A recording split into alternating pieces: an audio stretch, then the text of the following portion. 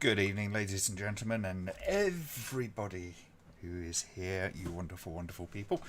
Um, Sorry about last week. It was literally about 33 or 34 degrees in here. It was absolutely stifling. I could not really face much.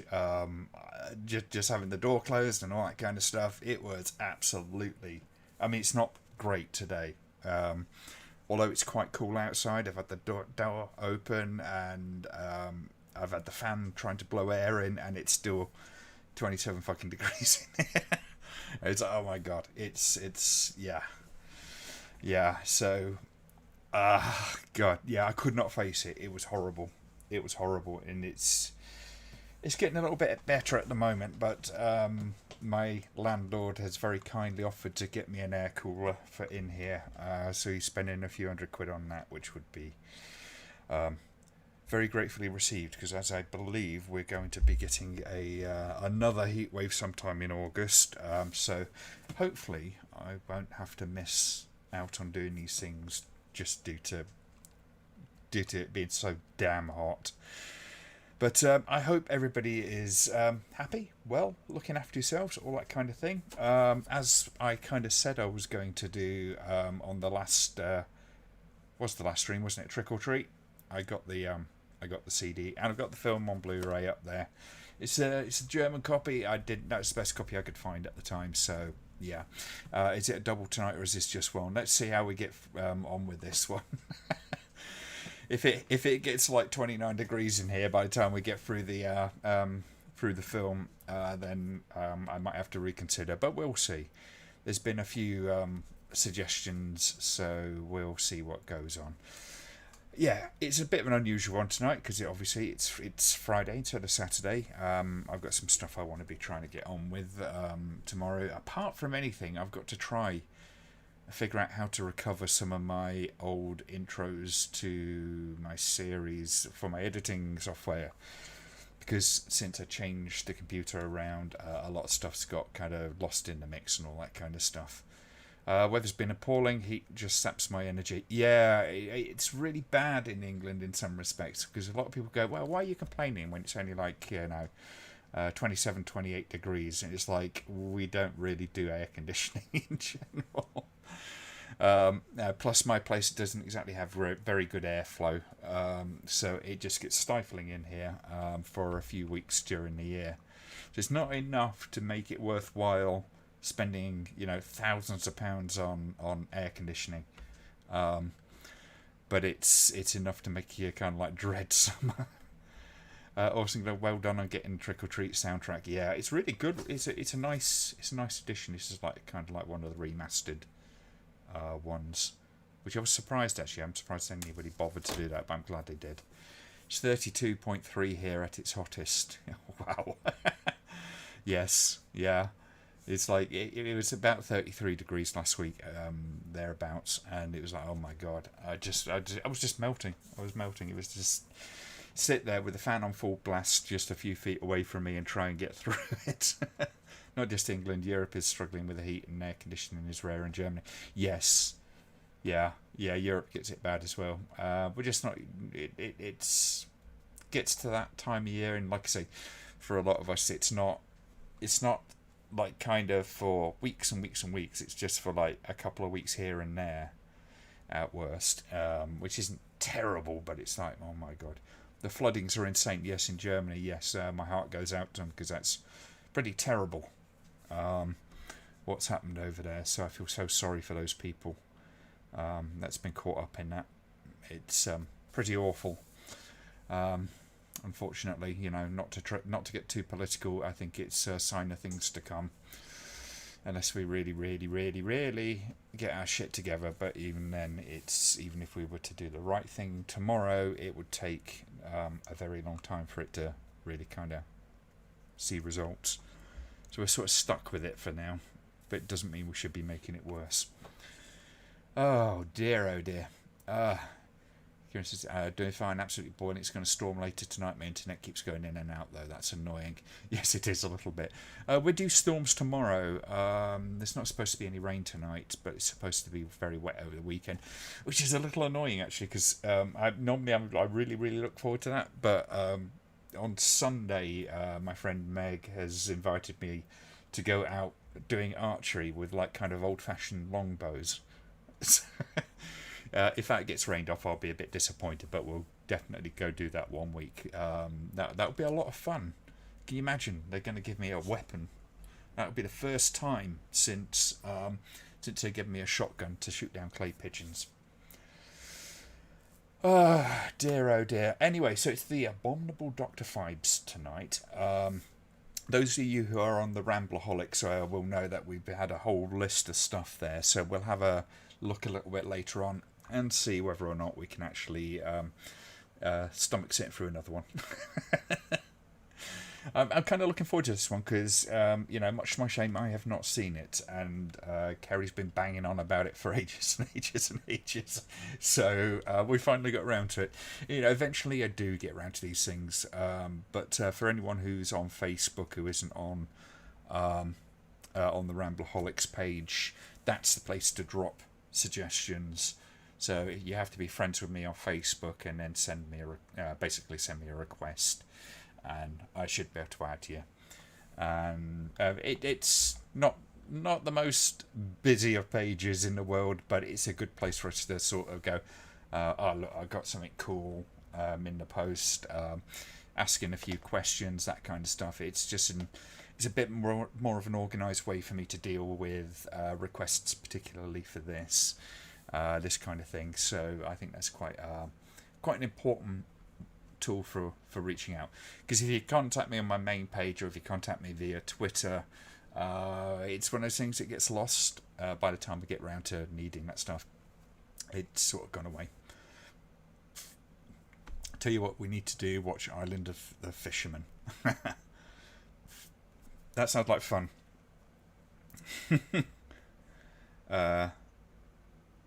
Don't know what Rich is saying there. Good film tonight. Yeah, it's a good page. 12 good films links from YouTube. So yes. I understand where you're coming from now. Yeah. So if you I really want to put the link in a thing. I'm technically savvy. I don't know what you're talking about. I've heard it's a good one. Yeah, it's been pretty bad as DC though. Not affected by it. Flooding is fairly rare here, so it's a little more difficult in handling it. By all rights, my place should get flooded out once in a while, but because this area was originally wetland, at least a soakaway kind of part for Cambridge. But they sort of reclaimed it, and they did a good job of it, so it's never really had much of a problem. One of my neighbours' houses is actually an old pump house. That was one of the ways they originally kind of dealt with the land around here. So it's kind of interesting. Dear. So yeah, link is in there. So if you get yourselves all ready to go, and then we will get going in just a few minutes. I'm on the ghost ship tonight. Not the actual ghost ship, the beer. Yeah. Dear, oh dear. Yeah, it's rather extraordinary what's been happening in Germany. It's not... I think it sort of came out of the blue, somewhat. It's odd, it's a little surreal, because you don't tend to think of places in Europe suffering with extreme weather, but that's the way we're going, unfortunately. Oh, okay. Fishmen. Island of the Fishmen. Okay. I was going to say, is it a documentary? Dear, oh dear. Yeah, so I picked myself up The Dark Knight Rises on DVD. It's on Blu-ray. I had it on DVD. I just picked it up on Blu-ray. So I watched those the other day, which was quite fun. I've been trying to persuade myself to do some writing and actually get a kind of review done. I'm hoping to at least get started this weekend with something. The last I did start some stuff, and then of course I redid my computer and everything sort of went tits up. I've had to rebuild everything for this because I think I moved some stuff around. So it was a bit of an arsehole of it. Just getting this thing up and running, but I think things are settling down now. I think because it's always a big shift when you kind of rebuild a computer. It's can be a bit of a pain in the arse. Again, so thankful I can actually watch this movie. Glenn knows what I'm on about. Yeah, regional kind of stuff is a pain in the butt. I'm in the minority. Don't really like Nolan's Batman films. I enjoy them. I enjoy the characterization. It retains enough silliness to be fun. I think it strikes the perfect balance of the comic book with the kind of more grounded stuff. I was contemplating doing a video on why I prefer that stuff to the Snyder stuff, but I kind of just imagine the comments that would come.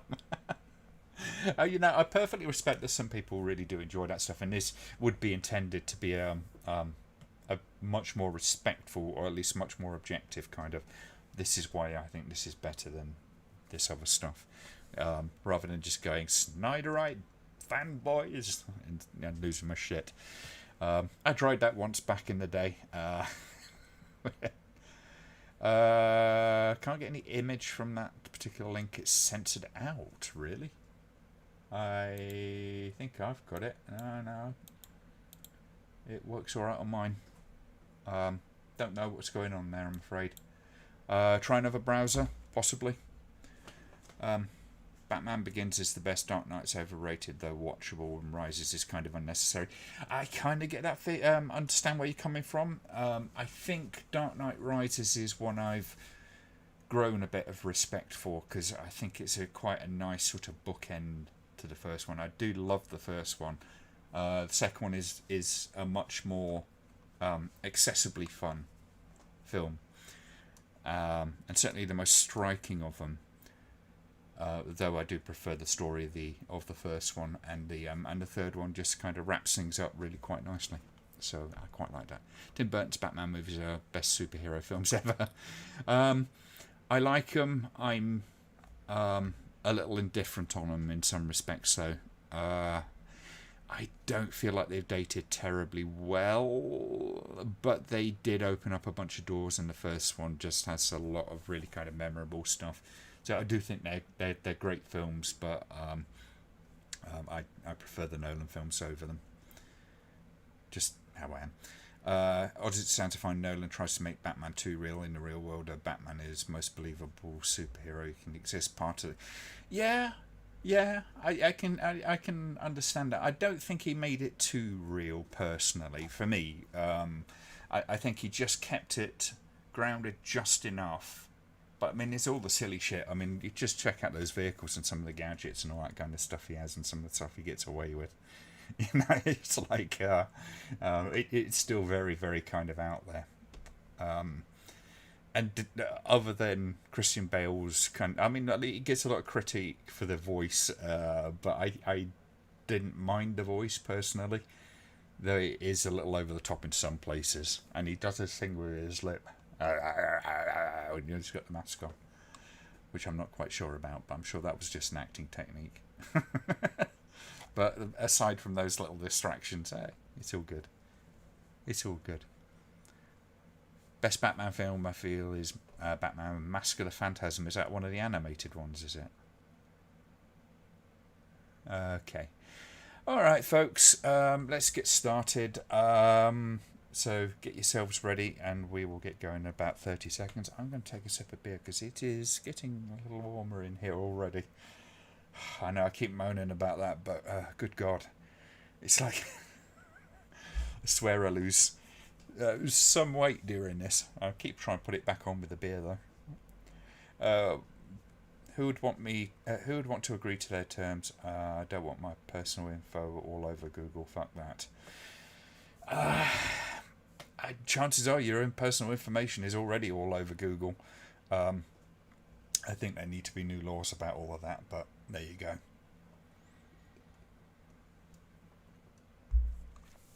I'm not a massive animated film fan, but I'd check them out. If someone says, look, if I was hanging out with someone who says, yeah, let's watch this movie, I'd be fine watching it. I just don't tend to go out my way for them. That's one of my weird little prejudice. Got no idea. Okay, folks, stand by. We are going to go, if you're all ready, we are going to go on the count of 5. So I'm going to go 5, 4, 3, 2, 1, here. Okay, you know the rules. Don't pretend you don't.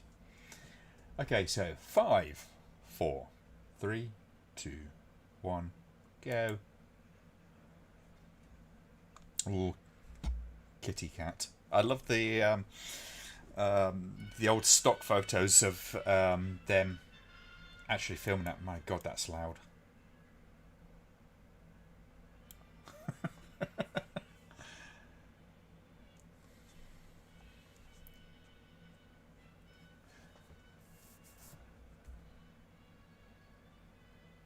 Malpassant? That's a hell of a name.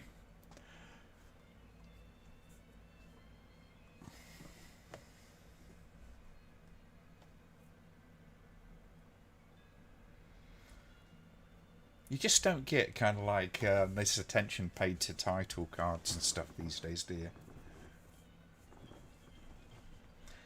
I have to say, as animated films go, I did enjoy the Trips of Belleville or Belleville Rendezvous. That was quite wonderful.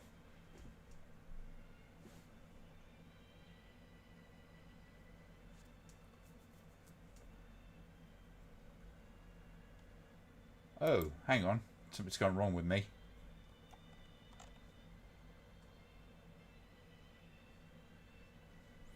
Oh, that's interesting. Okay, we'll just keep going for the time. In fact, actually, just stop a minute, folks. For some reason, I've gone on to Diary of a Madman. How the hell did that happen? There we go. Sorry, folks, start from the 0 again. Otherwise, I'll be completely out. Just let me know when you're ready. I must have accidentally clicked on thing just below. Just give me a thumbs up when you're ready to start again.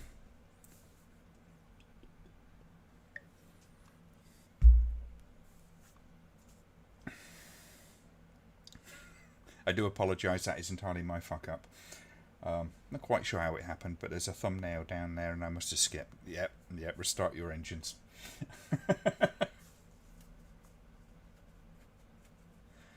It wouldn't be a Ramblaholic or a Ramblaholic Live if it wasn't for the fact that, you know, we have technical issues.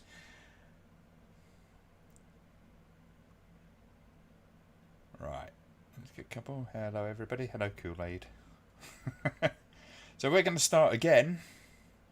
Good, back. Okay, well, I'll assume everybody's ready to go. Start on 5. 5, 4, 3, 2, 1.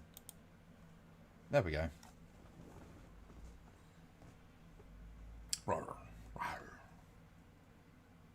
At least you got to see the line twice.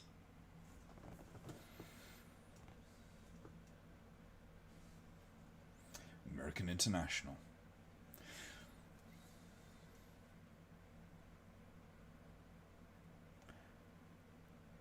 You're always disappointed when you see that logo and it isn't a newer Canon film.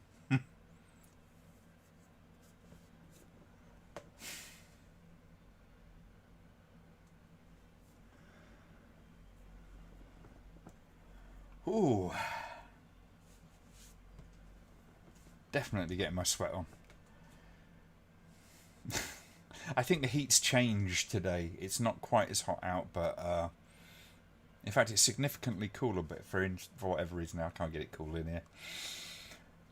Maybe I need ice pack underpants. Joseph Cotton in.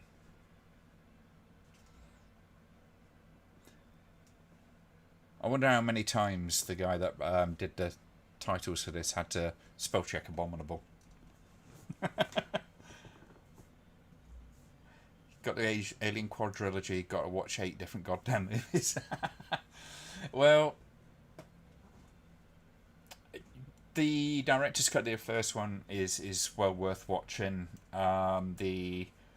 I prefer the extended edition of Alien, so some people prefer the pacing of the original. Alien 3, it's best to watch the construction cut because it's the closest to the director's wishes. And Alien 4, it's just not worth watching, to be honest with you. No, watch the theatrical cut of that one. The extended edition of Alien 4 is just utterly pointless, and it features a lot of unfinished CG and stuff like that. It's a bit shit. I think the only reason they did it is because they needed to do another release with an extended edition to make the quadrilogy, if you like, complete. Because everybody be asking, yeah, why isn't there an extended version of this? Well, you know, he pretty much got his way when he did the theatrical version. Bet Vincent Price was a fun actor to work with. He always seemed to enjoy whatever he was in. Yeah, I think you tend to find a lot of the classic Hammer actors really just, you know, they were there to have a bit of a gas. You know, they wanted to have fun with it. And as far as I understand, to a man, they were pretty much all real gentlemen. Very old school type actors who were really, really nice to people. Heard Alien 3 was a massive slap in the face to fans of the first two, mostly to fans of the second one. I didn't have the same attachment to the characters of Newton Hicks that a lot of people had, and some people really got upset that those characters weren't in Alien 3. Or at least how they were dealt with in Alien 3. Even the theatrical cut of Resurrection is crap. It was wasted when Ryder was added to. It's not entirely her fault, I don't think, although she's an odd casting. Probably miscast. But it's just a generally odd film done by a director that I don't think was fitted for it. Not that I think he's a bad director by any means, but it was just an odd marriage. His sort of weird European, almost surrealist kind of thing going on with very weird camera technique, which works in films that are more him, but not so much in an Alien film. Whoa, we're getting into his yellow territory, yes. This is definitely a strange film.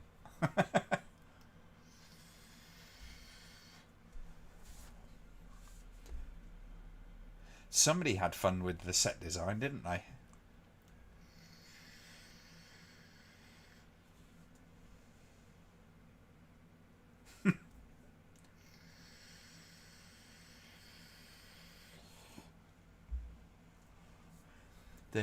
The musicians do look a little bit like they're out of Deep Red, don't they? Jeunet is a good director, but sci-fi isn't his genre. I wouldn't say that necessarily, but I think Alien really kind of, just for the feel of it, with the, it kind of felt off. And it doesn't mean to say that, you know, I mean, that they had to follow the style of the first two, because the first two had their differences, by all means. But they felt like they were set in a real world, whereas Genet's felt, and 3 did as well. Genet's version really just kind of, it's all really kind of weird lenses and stuff like that, and very hyper-saturated colours, and it's kind of much more overtly fantasy.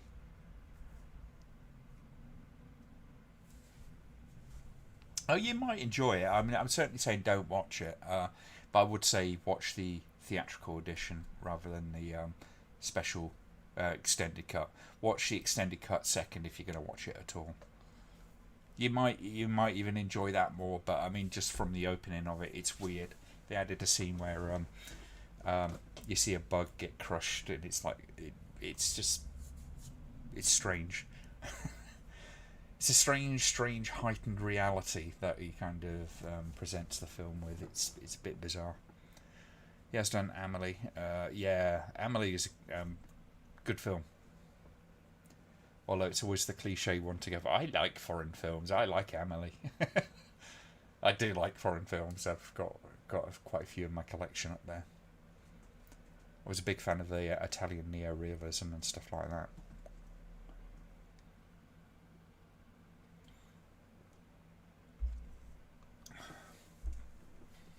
I think.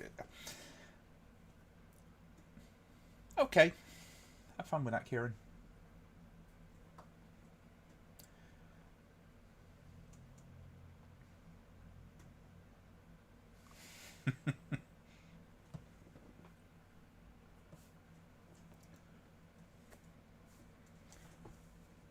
Just leave this playing in the background somewhere, even if you mute it, so I get the sweet watch time, is all I would say.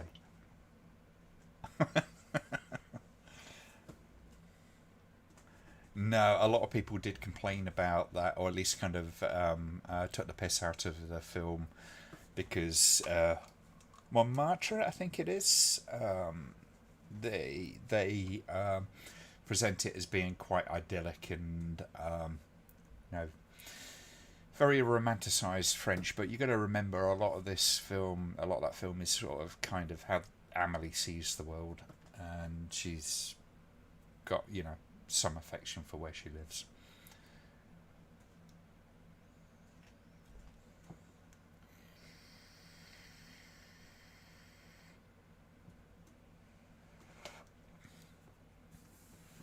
I'm gonna have to watch the Bicycle Thieves and again at some point. I haven't watched it for a little while. I can't show Meg anything too kind of. She's not into horror films. So, occasionally she comes over and we'll watch a film. It's usually something like a Marvel film or something.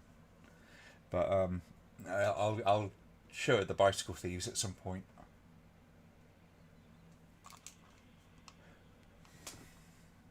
Yes, it does have that Hammer film, doesn't it, Nelson?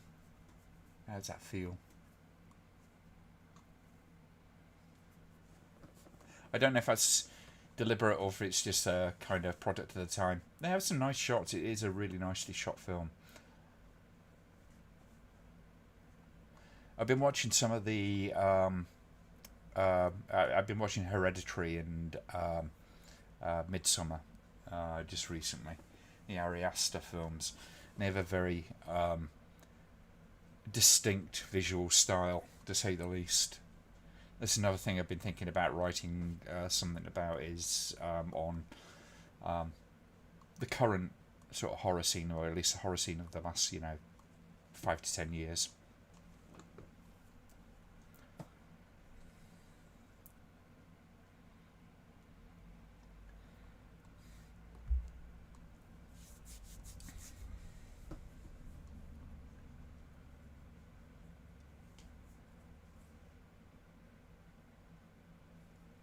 It's okay to romanticize the location. Um, like I often bang on about, there's an approach in film storytelling that you didn't see the strings on that at all. There's an approach in filmmaking where you basically lean into the character's kind of mindset, how they would see the world, and all that kind of stuff. Ari Aster's films do that. At least Midsummer does in particular.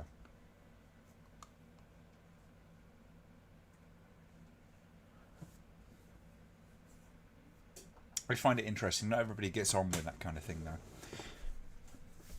Oh yeah, no, you're quite right, Richard. In that sort of term, Ken Loach, wasn't it? He he has a sort of realist kind of approach to filmmaking.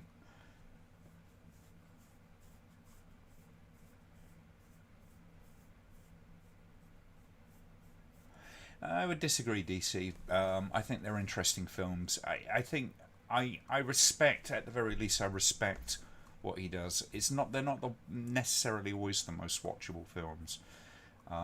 They're a little heavy going, very heavy going for some apparently. I wouldn't say he was pretentious. I would say he's genuine about what he's doing, and he knows what he's doing. Whether that translates to how the audience receives it is another matter. I mean, for me, Zack Snyder is a pretentious filmmaker, because, yeah, he might very well be genuinely trying to do it, but he seems to kind of think he can insert a lot more into the meaning of the film than is actually there. Or it's either that, or he's just sort of thinking he is, or at least kind of saying he is. There was a term for the whole kind of Yorkshire, at least Northern England, filmmaking scene with Ken Loach and stuff like that, which was it's grim up north. I think there was an essay that was entitled "It's Grim Up North," which was based on all that stuff. I know I'm in the minority. No, you're not in the minority when it comes to Ari Aster. There's plenty of people who think he's very pretentious. I don't feel that myself, though. I think he's genuinely trying to do something.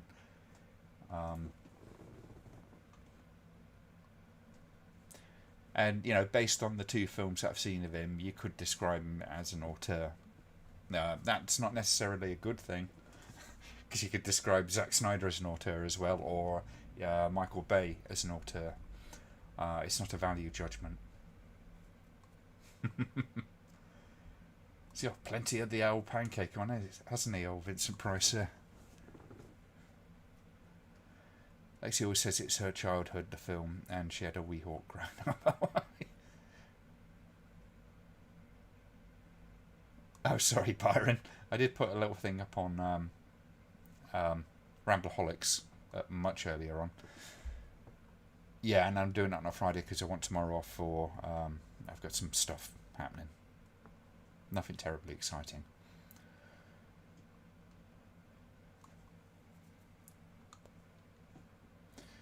I don't know, Friday seems to work quite well for some people.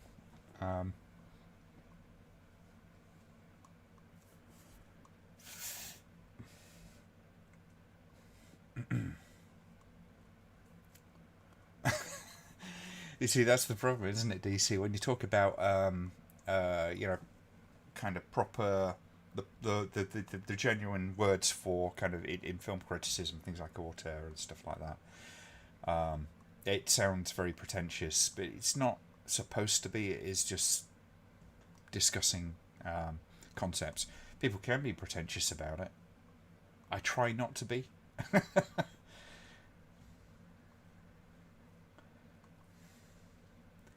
Josh is always trying to wind me up about some of the opinions that I have. You'll constantly go, oh yeah, this film director that you like is utterly pretentious, and therefore you are, at least implying that. Until I remind him that, I've got a huge Jess Franco collection.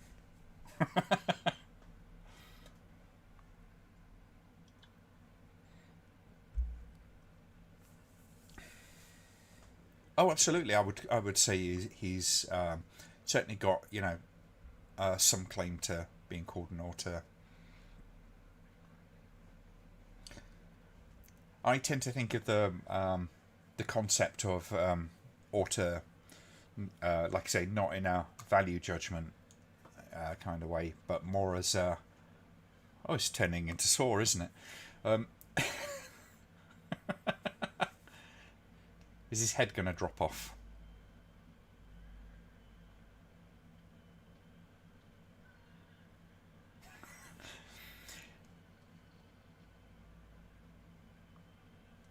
Sorry, I'm totally kind of distracted by this guy getting his head crushed. Oh, Mr. Frog, they've gone and killed you.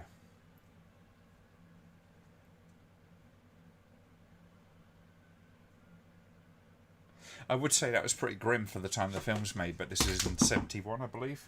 So there's a lot more grim stuff going on there. Rob Zombie auteur. No, I would say. I don't. Well, yes and no. I mean, his is a much more marginal thing. He does have a certain visual style, but he tends to kind of borrow so much that it's hard to really, for me to kind of justify being like calling him a full-fledged auteur. Can you always tell a Rob Zombie film?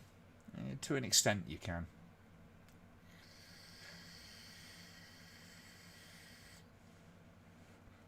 Profondo Rosso, yes, Deep Red. I would like, actually, that is one I would like to do a watch along on.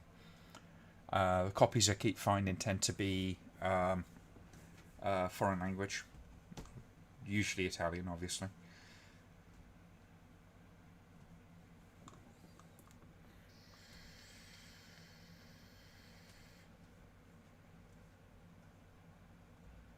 Walt Disney. No, I wouldn't say necessarily. There is a certain amount of corporate identity to Walt Disney. If you're talking about the original cartoons, no, because I mean it's a bunch of directors. It's all very different directors and all that kind of stuff. And yeah, I some films don't look terribly Walt Disney, others do. But like I say, it's a whole plethora of directors. Almost every film's done by a different director.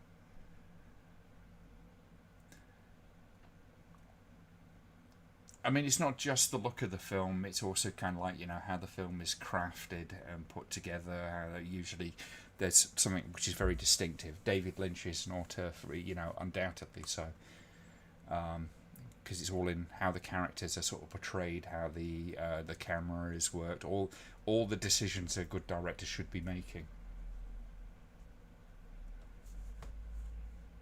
What was a visionary though? Yes, I think he was a hell of a businessman at the very least, and I think there was a holistic approach to what he did as well, which is kind of odd. Has he got stag movies on?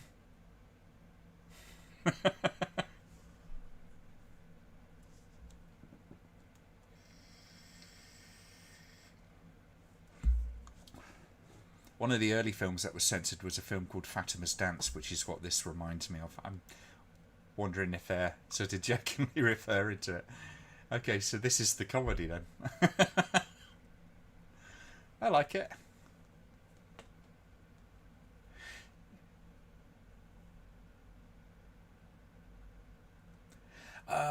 Themes, style is kind of important, I think, because there's usually sort of a directorial kind of impression upon the film in terms of things like how it looks and things like the often themes. David Cronenberg's has shifted throughout the years, for instance. So you have those kind of like the body horror sort of thing, and then the kind of like that sort of morphed into eventually into that kind of like psychological kind of horror. Um, but it was done in a very similar feeling kind of way. Kerry and I watched The Brood the other day on. We did a watch party thing on Amazon, and you can see that sort of point where he's really sort of shifting from the body horror into a more psychological kind of thing in a very overt way as well, because of the things that go on in that film.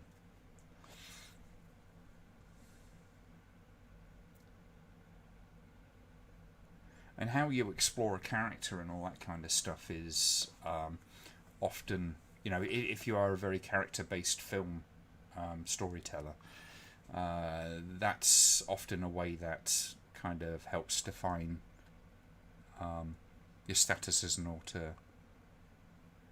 David Lynch does that really kind of interestingly.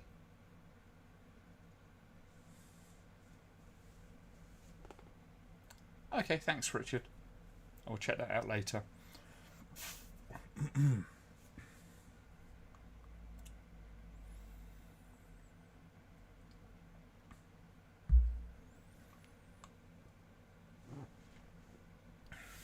Oh, really, Byron? Well, that'd be interesting.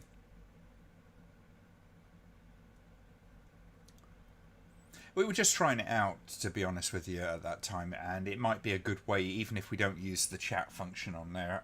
Anyone who's on Prime, we can do it as a watch party thing, because then we'd be nicely synced and all that kind of stuff. So it might turn out to be a very useful tool. And I think while I'm off from work, because I'm off work for about a month, just coming up, we might try something like that midweek and see how it goes.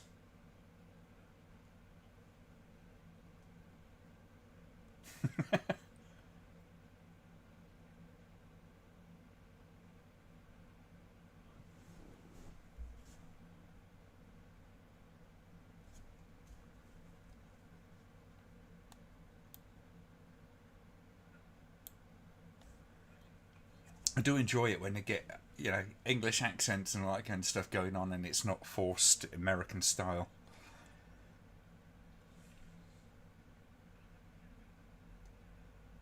Hitchcock was the auteur's auteur.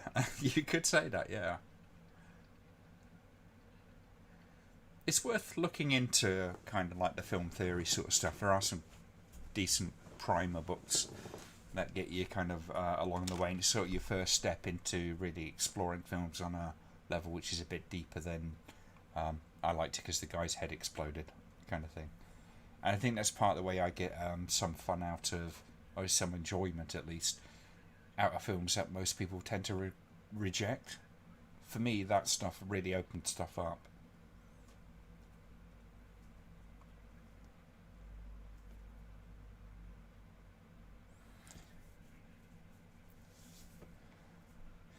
Villeneuve's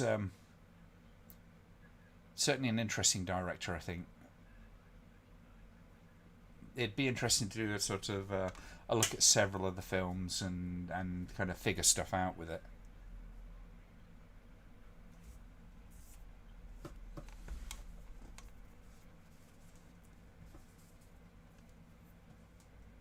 Yeah. John Waters has a very particular style, at least he did in his earlier years. Plus, he just seems to be a really fascinating guy.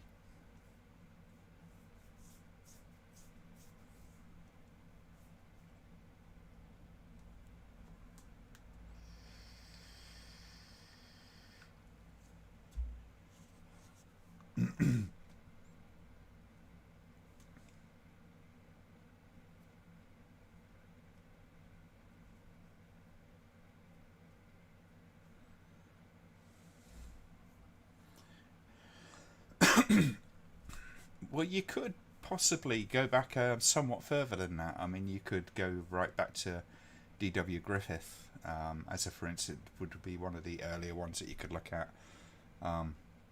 with that sort of reference. And there's probably, some people before you. I mean, you got the Eisensteins of the world and so on. D.W. Griffith, for all the faults of that particular film that he made. For those who aren't aware, The Birth of a Nation. Yeah, but the guy was incredibly influential on cinema. He really did go a long way to shape film as we know it now.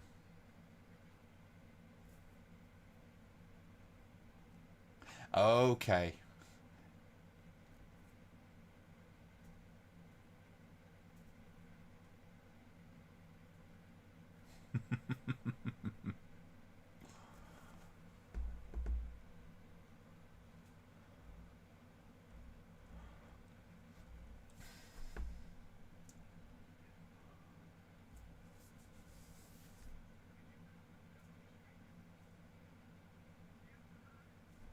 It's an interesting shot, that.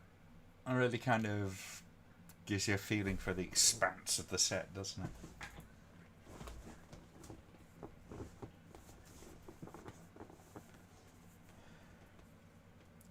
The Brood is something of a slow movie, but it's got interesting things. One of the things I'd noticed, I hadn't known about it, but when I was watching it, I kind of said to Carrie, just checking up to see where Cronenberg was at the point that he kind of made this, and I'd guessed right, he was in the middle of a divorce when he directed The Brood. Lars is a meanie. Lars is an interesting guy. He's something of a troll. He has a really kind of perverse sense of humour. It's always hard to tell whether he's kind of, so when it comes to his filmmaking, if he's just trying to provoke or whether he's trying to be serious. I kind of like that about him, to be honest with you. But Antichrist is a good film.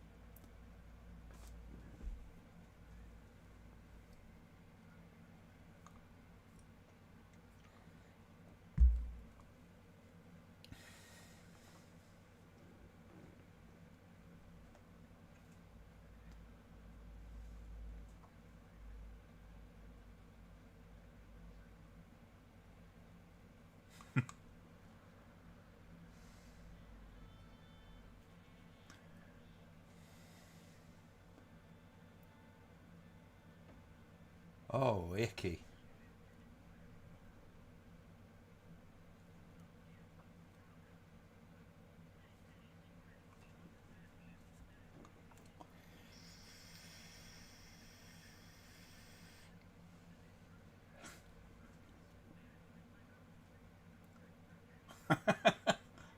I like this character. Tarkovsky and Jodorowsky are two of us I admire. There's a lot of interesting stuff out there. I've just been tempted to do The Holy Mountain as a watch along. That and The Man Who Fell to Earth. Or even Holy Motors.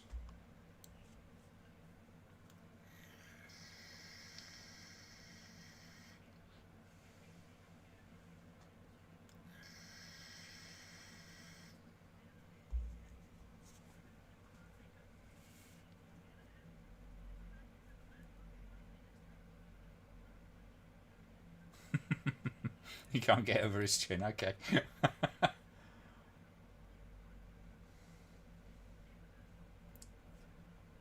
He does have a bit like that, innit? Oh, I love that film, Richard.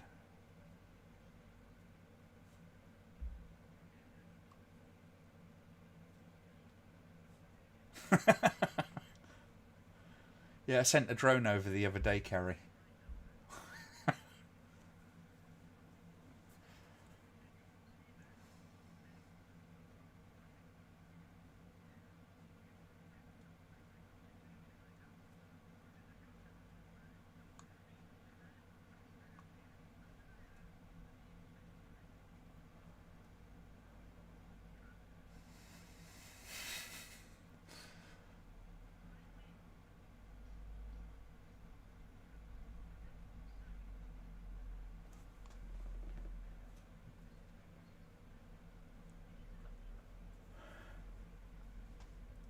It seems to be the movement to never mention a Kubrick film unless you also drill the fact that he was presumably a horrible person.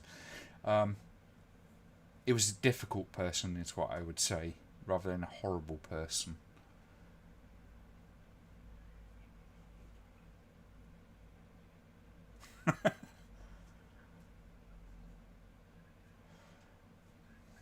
I don't touch Kubrick films these days just because it brings out the loonies.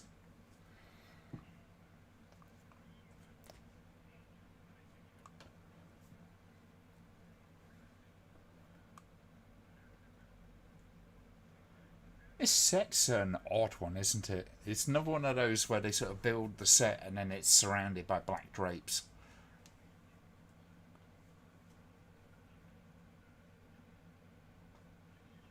That would be a good choice, Carrie.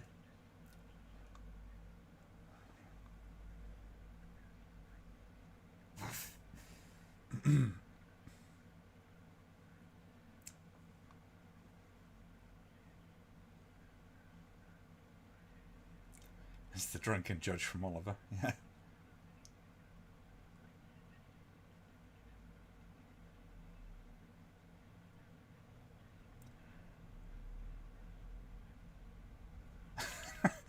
Not Rob Ager, because he tends to be a little bit more kind of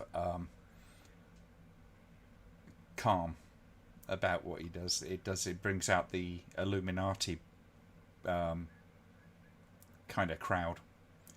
You know, the ones that always hark on about the faking of the moon landing, that kind of stuff. And they'd be quite aggressive. It was really, really tiresome, which is why there's no comments allowed on the 2001 video I did. I just got sick of having about 600 comments on the damn thing a day, and then having to put up with that. Yeah, yeah. I wouldn't even call them nerds. They were just weirdos.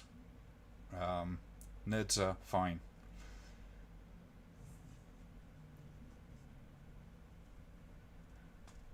Well, you know, when you're getting comments every day, like, you know, of quite aggressive nature, it's not that I've got any kind of concerns about people being able to fulfill it or anything like that, but it gets boring, and I just shut it off because it was just making YouTube a miserable place to be.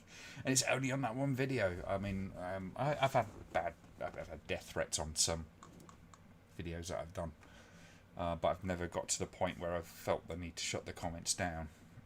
But that one was it was insane. It was friggin' insane.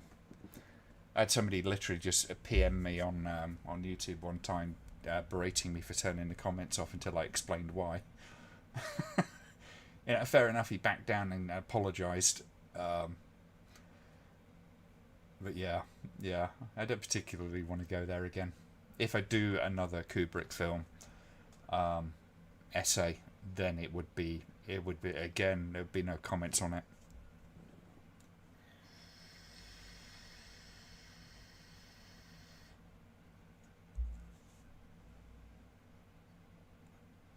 There is a certain amount of that, but I mean, I think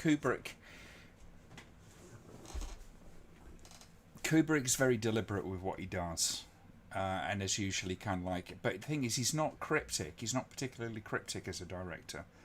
A lot of people sort of think he is, and I don't think he is. I think he's very upfront about what he's doing. So I think 2001 is a very straightforward film to understand.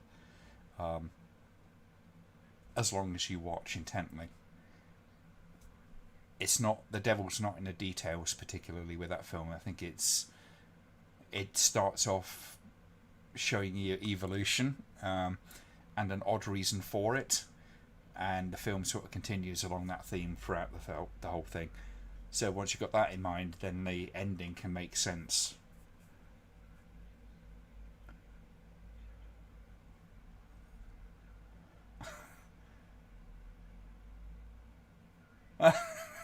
Byron, yeah.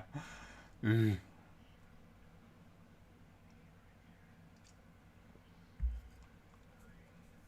I, do, I don't think Hitchens would have liked Trump, if you want my two pence worth in it.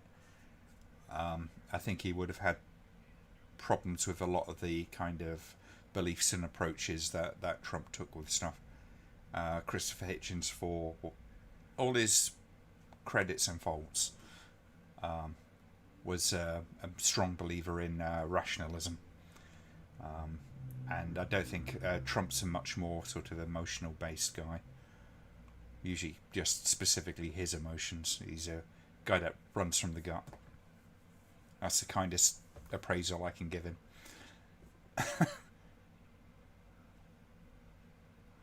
Yeah, there's some people obsess about Kubrick and say he can't make any mistakes. He never made any mistakes. It's bullshit. Even Kubrick would laugh at that.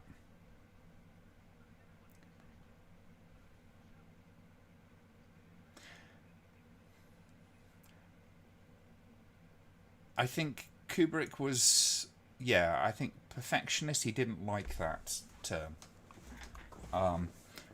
but he wanted to make sure that he could actually put a film together that made sense, and was the best that he could do.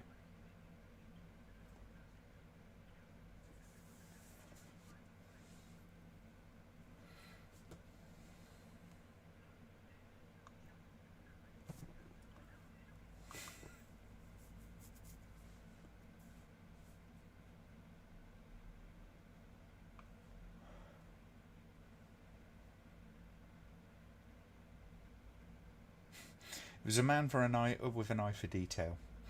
But he also kind of like accepted the fact that films are inherently imperfect. There's always something you could have done better. There's always another way that you could have approached it. I think the best example is that opening shot in The Shining with the helicopter following the car. There's a helicopter shot following the car, and people tried to break down why the helicopter shadow was in there, what it meant, and all that kind of stuff. He's like, the camera had to be somewhere, man.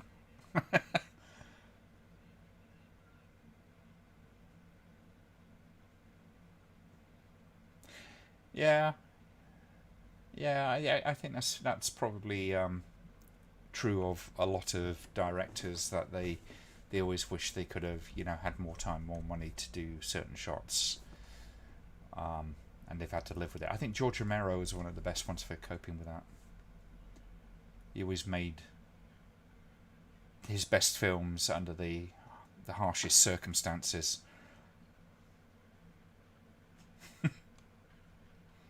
There is no way to tip the driver.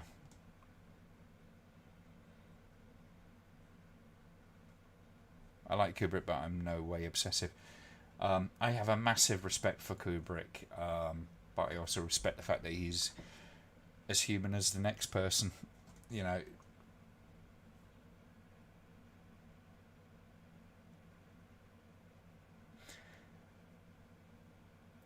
See, that's one of the things. I think Kubrick was occasionally kind of interested in getting ideas from around him. So he wasn't entirely insular. I think a lot of the kind of multiple take sort of thing is he just wanted the option when he got into the editing room. Because he sort of knew that, it's hard to appreciate what it's all going to look like until you've got it, kind of like all your dailies are done and all that kind of stuff. Be interesting to have seen, really, if Kubrick had continued, if he'd have eventually sort of gone down the digital sort of line. Because that would have given me more control.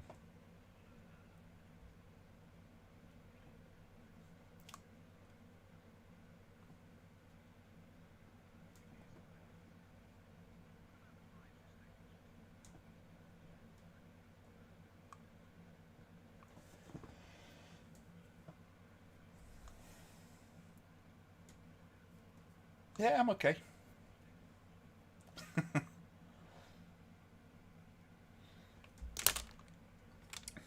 I will be right back. More beer is required.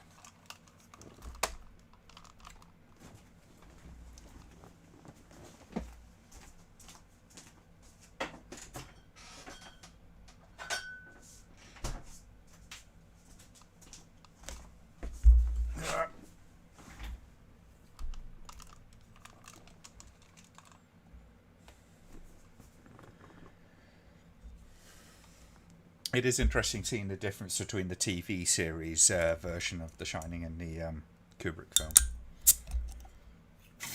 Excuse me.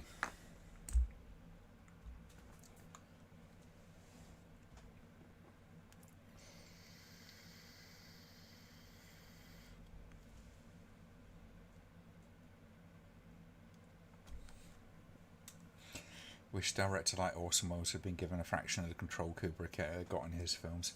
What he did with Citizen Kane, and you could say that he got that with some of his independent films. He was screwed over because he kind of fucked off the wrong people.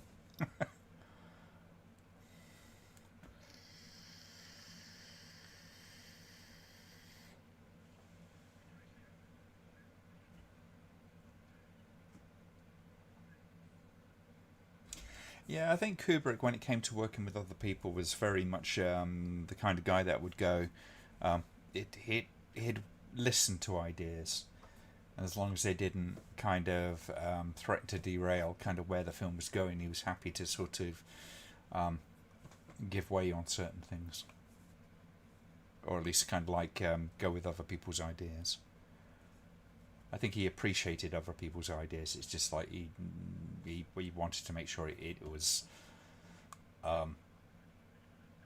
complementary to what he was trying to do, as opposed to pushing it in a completely different direction.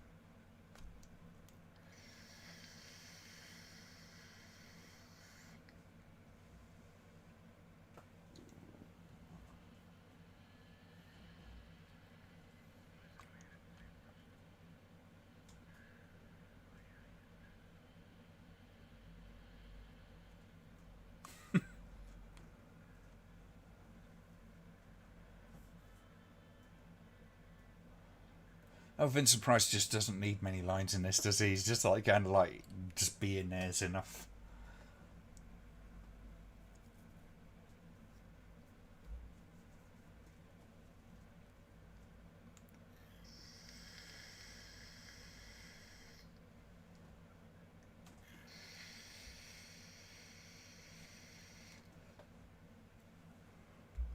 It's a fascinating film, Adam, um, based on a very interesting book. It's worth trying to read the book. It's quite a difficult read just because the language is it's all done in Alex's Nadsat language.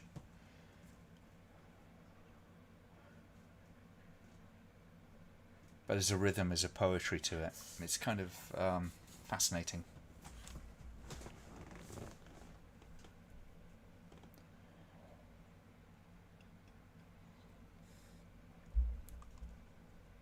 Kubrick did what he wanted when he wanted. And the studios, well, I think if he felt that the studios were interfering too much, he'd just walk away from it, so they couldn't really do much. I don't think they'd need the knock of Kubrick giving him a hard time. Where are we in the film? We are currently at 43 minutes and 14 seconds.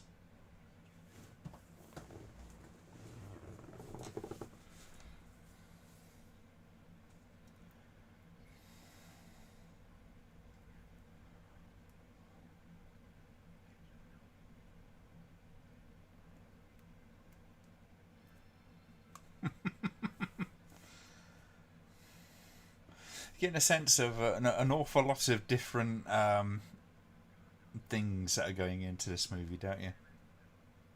A lot of different references.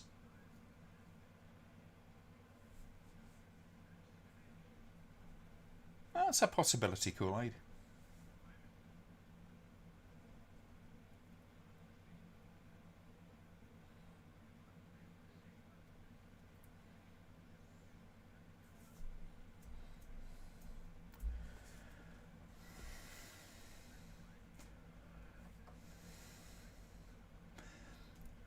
I have to say, there's some really nicely constructed shots in this film. Just real interesting sort of use of depth of field and all that kind of stuff in this. It's a real nice variety of how they shot this. Stuff like seeing people coming in and it sort of pulls to a person who's much closer to the camera.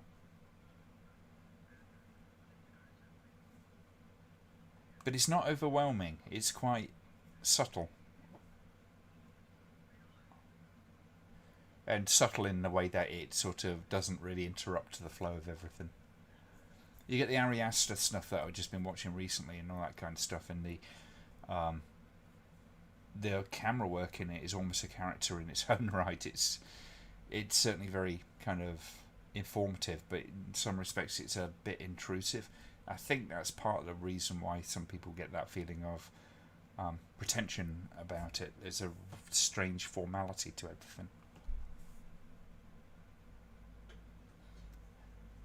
I think Kubrick actually kind of. I mean, there was supposed to be somebody else to play the drill sergeant, and Ali Ermey was actually a consultant, but they sort of ended up kind of. I think Kubrick was involved in sort of ousting the other guy and putting Ali Ermey in there. I think he literally bought Ali Ermey on there as a consultant just to have him on set, so they could prove that he could do the job.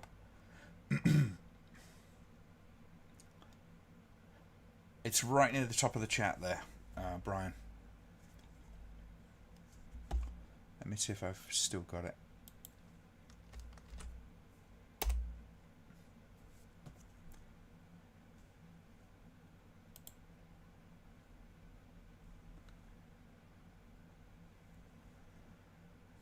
There you go.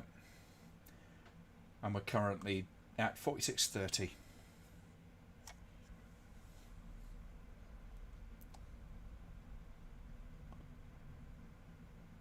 I didn't know that, Collector Adam.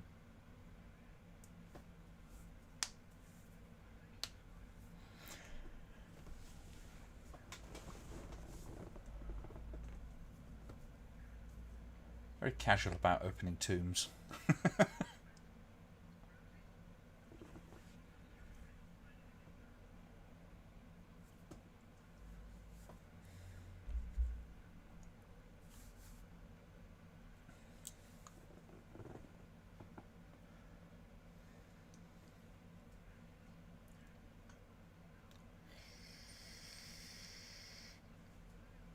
Hey, Gary.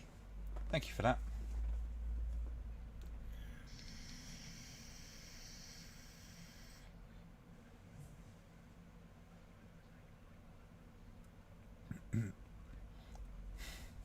Can always be sure my brother's lurking somewhere. Good to see you, man.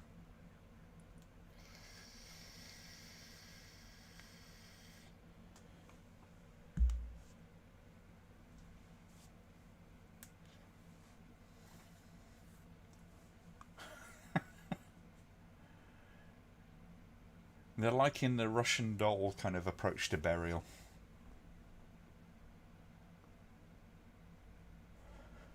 Whew.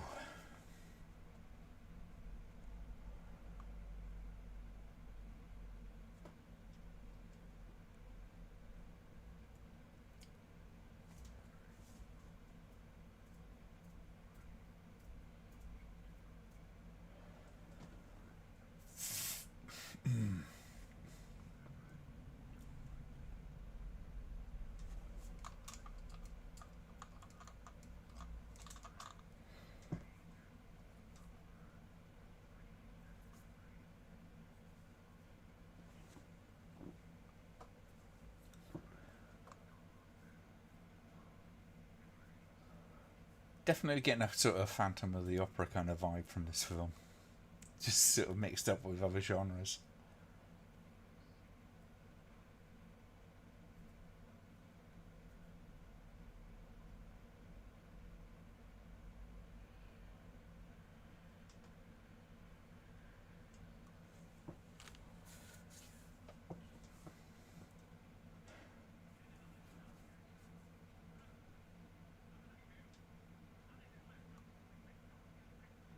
It's most unsettling.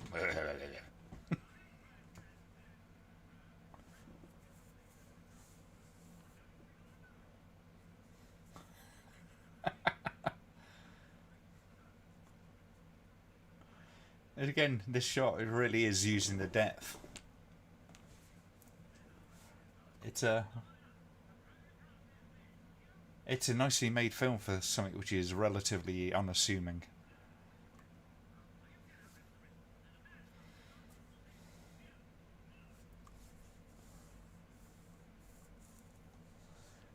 Oh yes, I saw that. I'd like that. Expensive book at the moment.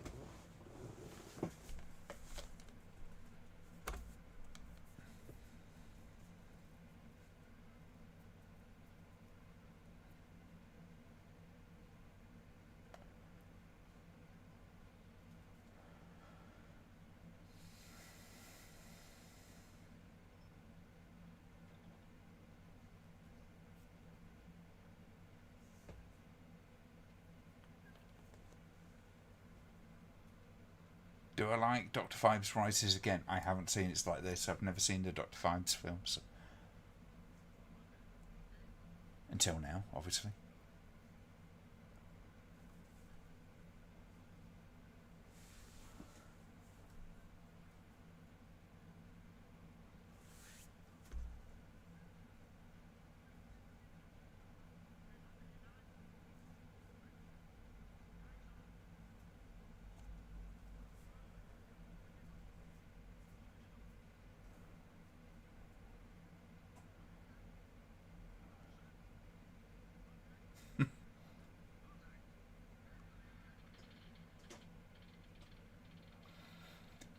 That hand starting of the propellers always it's always struck me as like a stupidly dangerous sort of thing.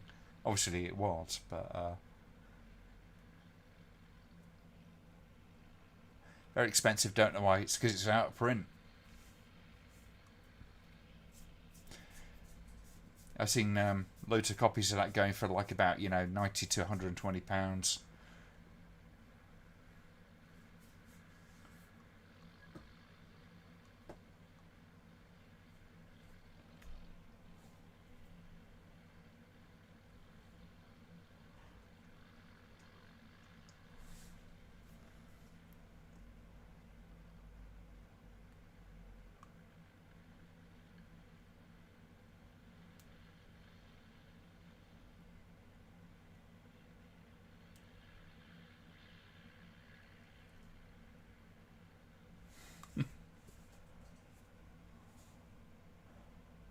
Yeah, I can smell the glue drying on the wings, yes.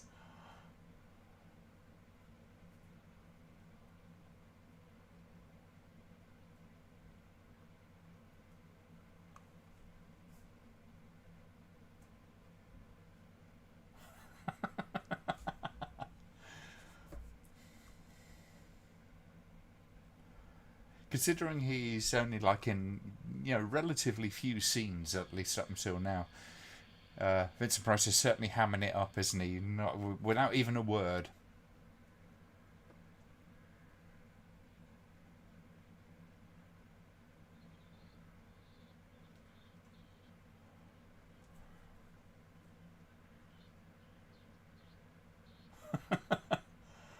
At least we haven't resorted to using guinea pigs that have been painted for this film.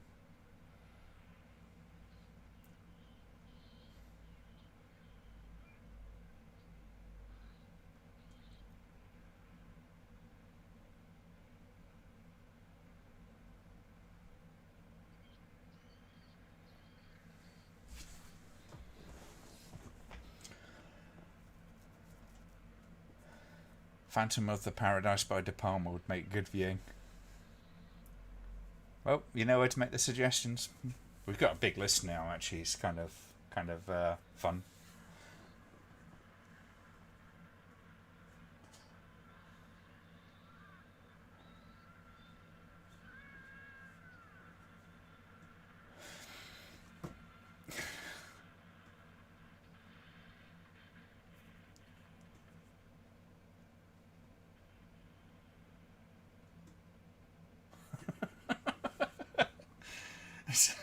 There's a look on Vincent Price's face. Like,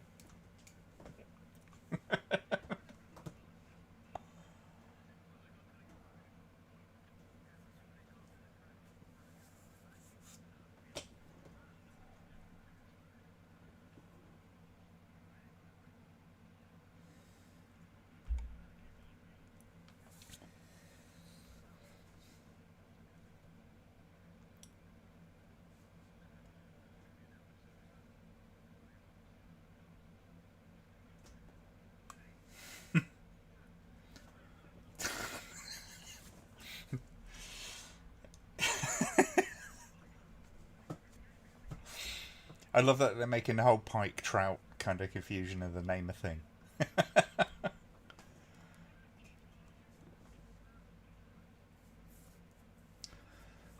Yeah, I've got that the book on the video nasties, which is Freedom and Censorship of the Press, Martin Barker's book, and that's really expensive now.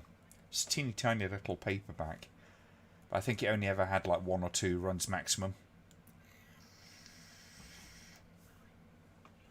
It's not cheap.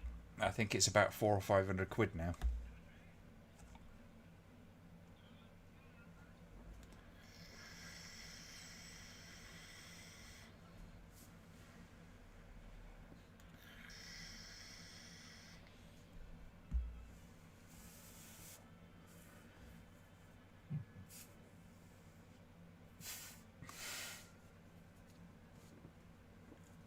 I love that this place is just a massive kind of theatre set, essentially.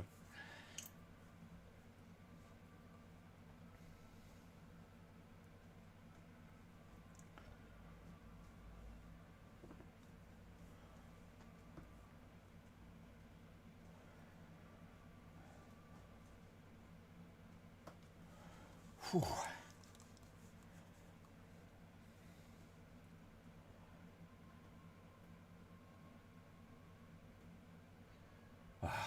should be getting that cooling system in here about within the next week.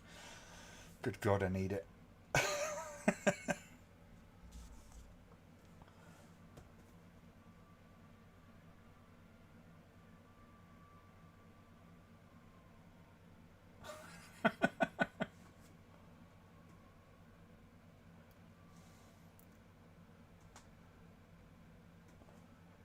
He may be a monster, but he dances like a dream.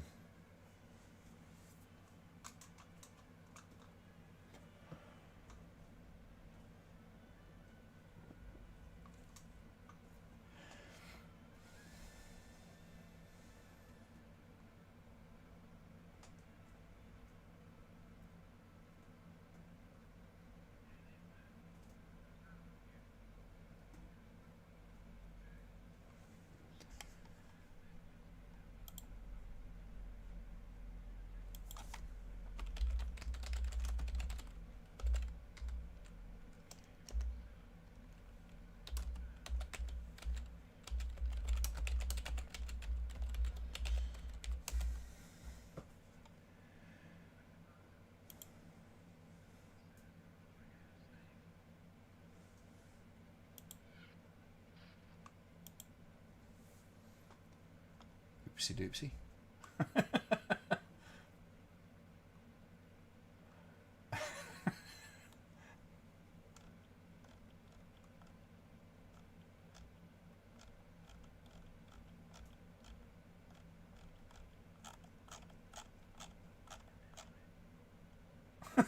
It's a left-hand thread.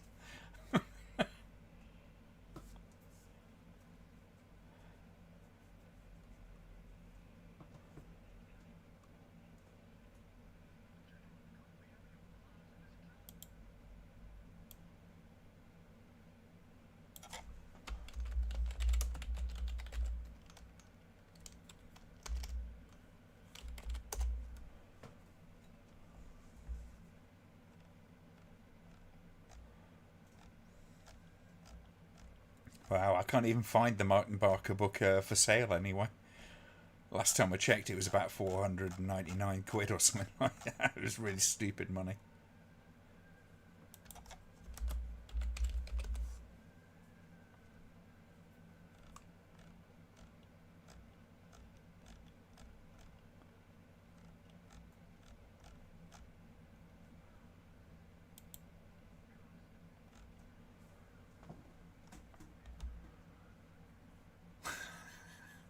Catapulted unicorn head.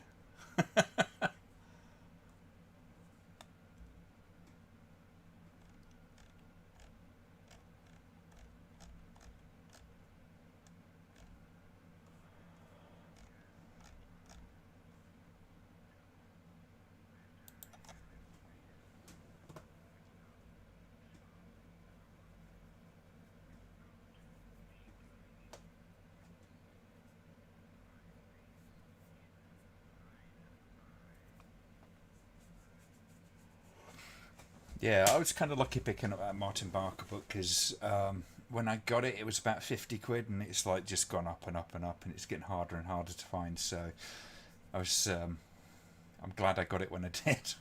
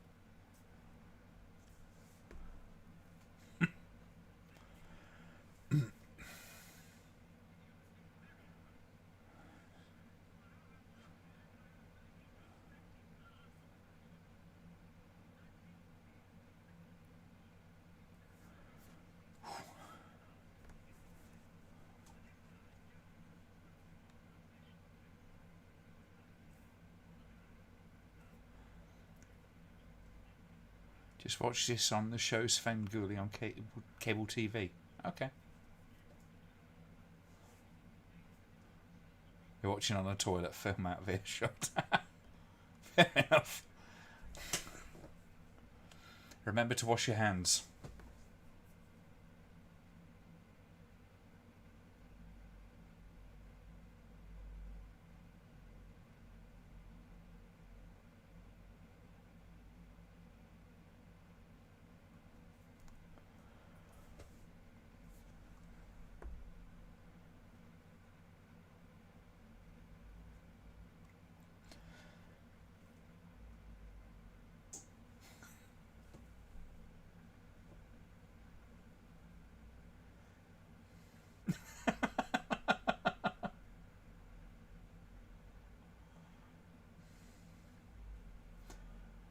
I always said Brussels sprouts were evil.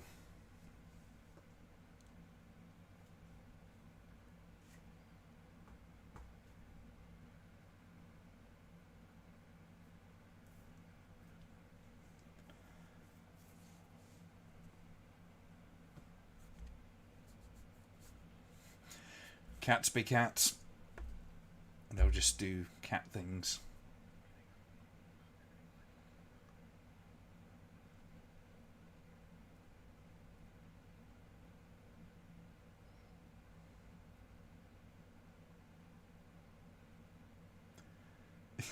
Yeah.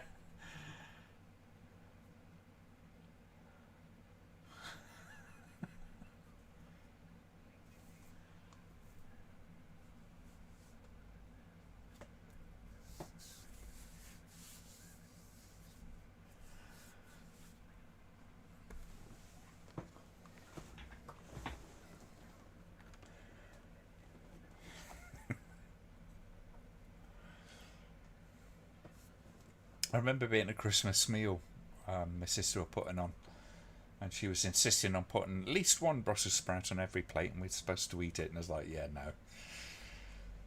Might have been able to have demanded that when I was like 14 years old, but no.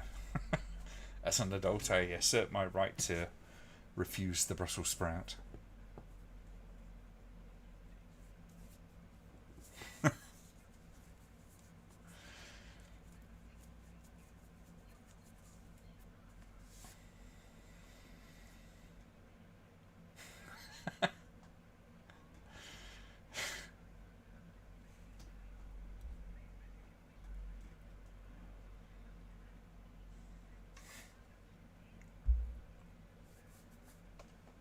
Can you imagine that concentrated Brussels sprout juice? I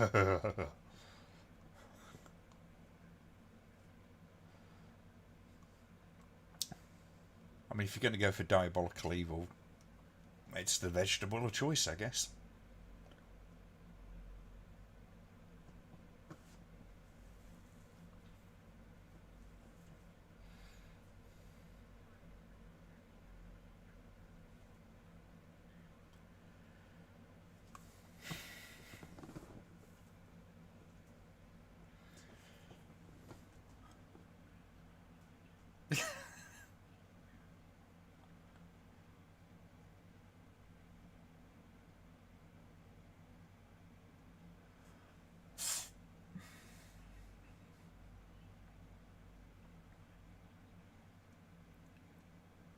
Oh, Kerry.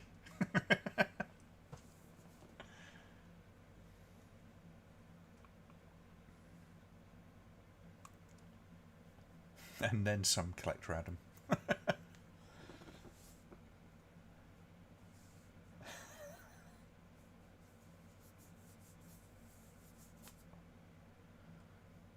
just had curry today, actually. It was very nice. But not cabbage and sprout, obviously.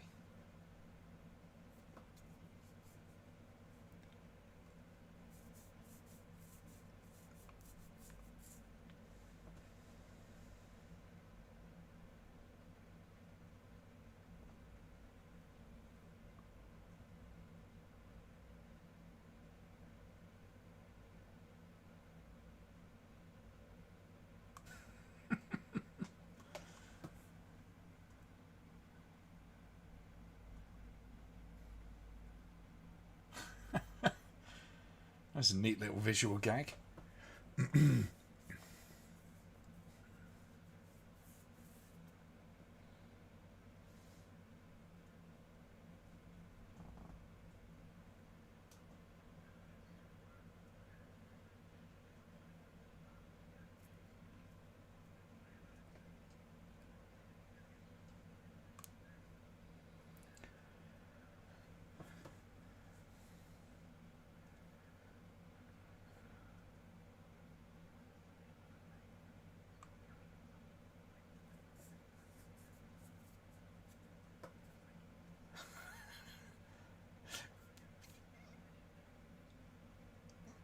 When did we slip into a Herschel Gordon Lewis movie?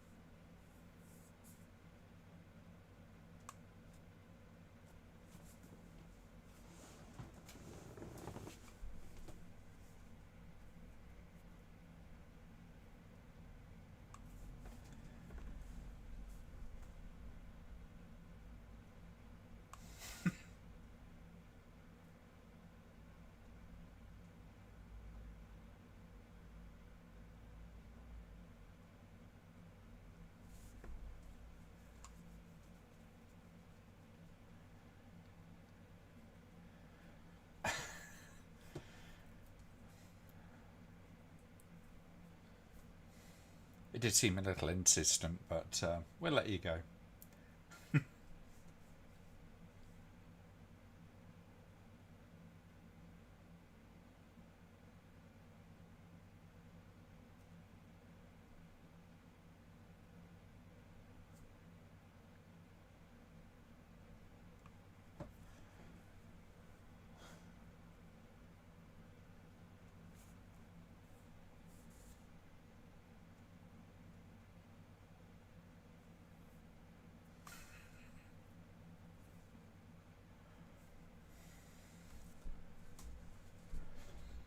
So all it needs to be, Richard.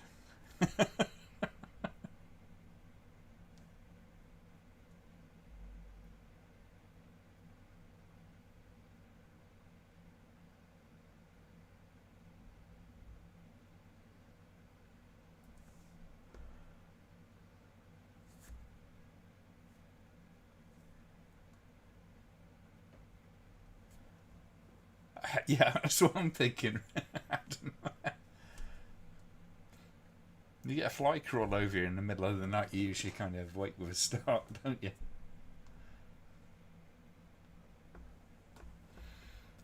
But I'm starting to get the feeling that this movie shouldn't be taken too seriously.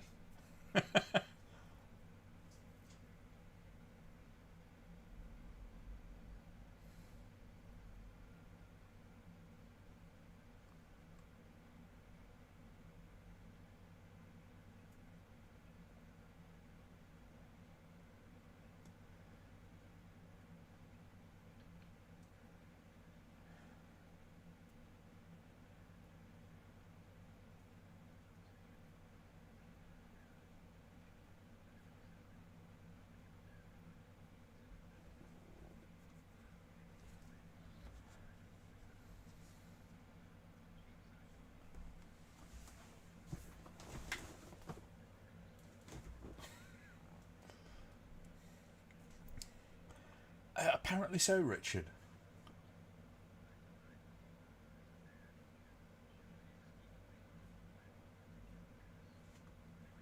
I assume they're locusts and not crickets, but not that that should make much difference, really.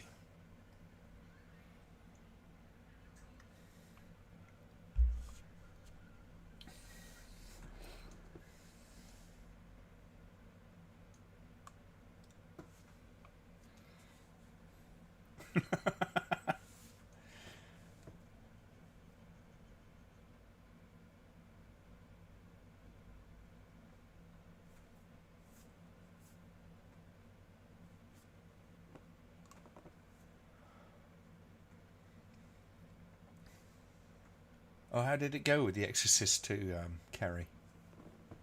Since it's been mentioned.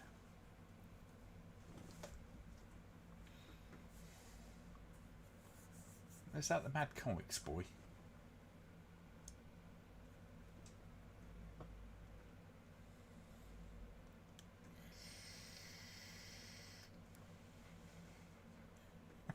I wouldn't take this as a nature documentary, Collector Adam.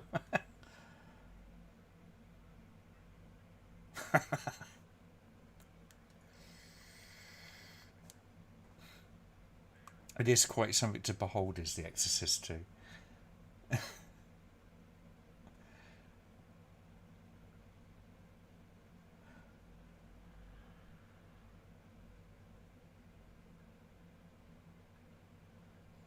I love that bit in Exorcist 2 where Linda Blair's like talking to the little girl. She goes, where the little girl goes, why were you here? And she goes, oh, I was possessed by a demon. Oh, but it's okay, he's gone.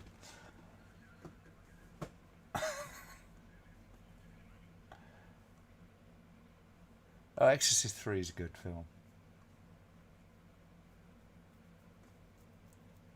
And possibly one of the strongest of the three.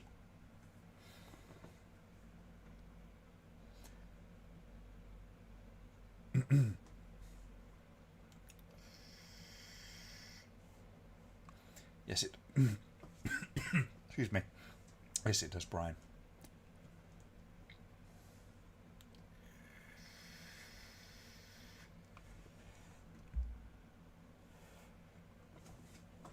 Of course, it's a knife configuration as well.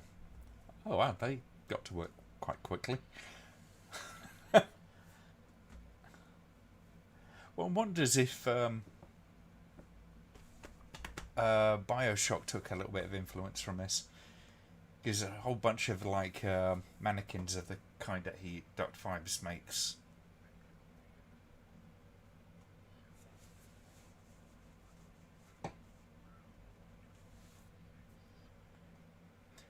I've got the version, the Blu-ray of Exorcist 3, which has the two different versions on it. But then the prequel had two different versions as well, and they're like entirely different. There's a few shared shots between the two.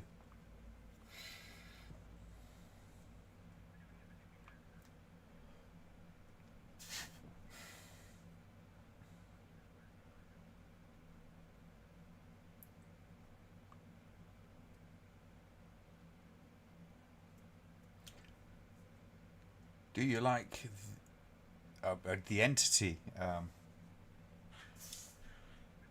I don't remember much of it. I have watched it, but it was a long time ago. I don't remember being particularly impressed by it. But I'd have to watch it again to really kind of give an informed opinion.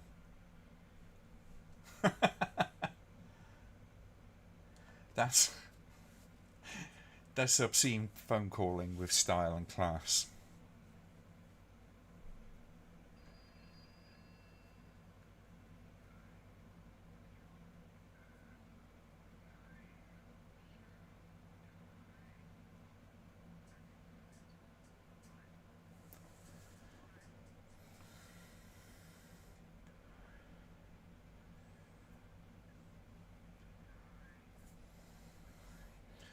Because the Exorcist film that everybody forgets is the knife configuration. Though to be fair, it doesn't have an awful lot in common other than a vague theme. It's a damn good film, though.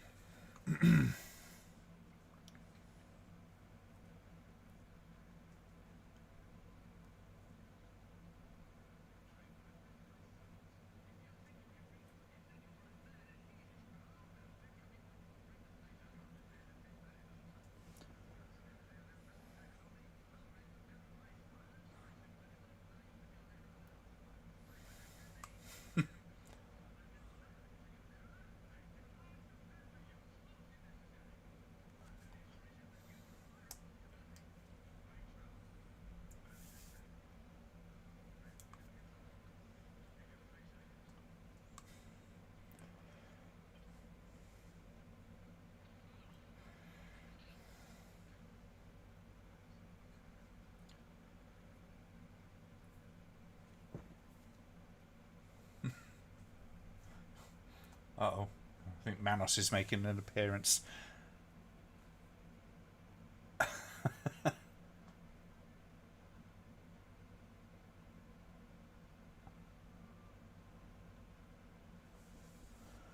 You just need Torgo to turn up at this point.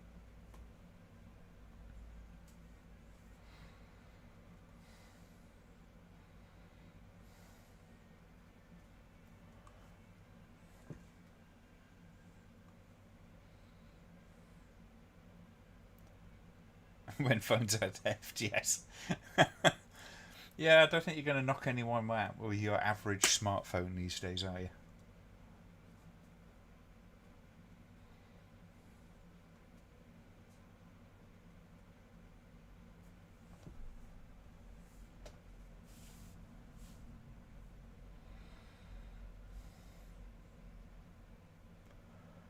It's always shockingly easy to knock someone out in a film. It doesn't tend to work like that.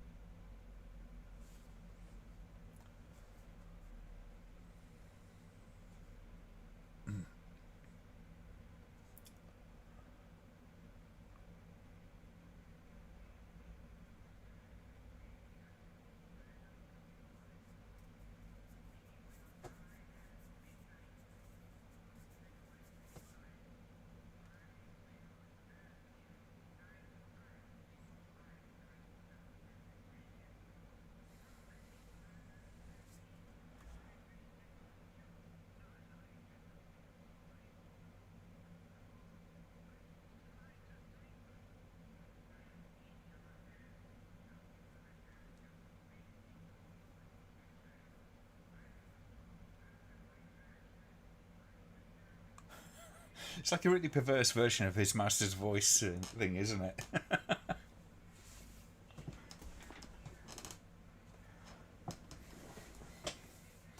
Yeah, based on true events.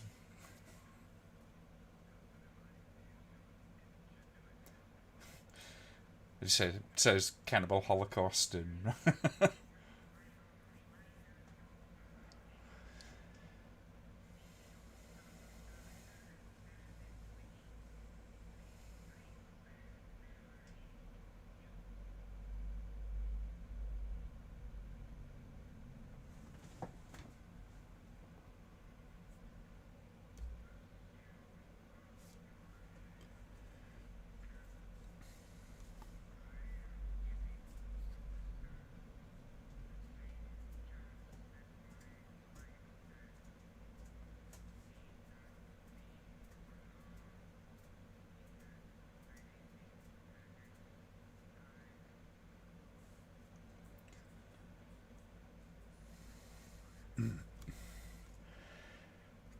LCD floor screen. No, it's just a cunningly designed evil layer. They all have neat tricks like that. These bad guys have got to have a sense for the theatrical. In his case, literally. I mean, just look at this place.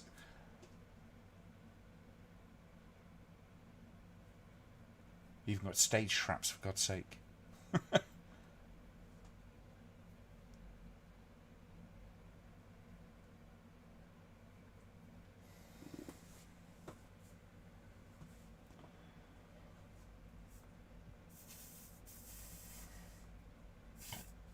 Excuse me.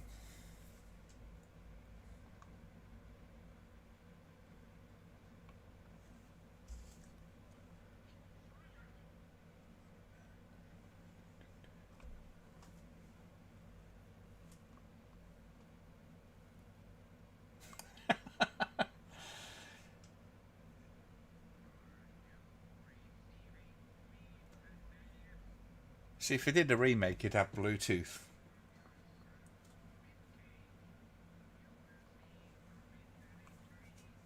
I told you it's sore.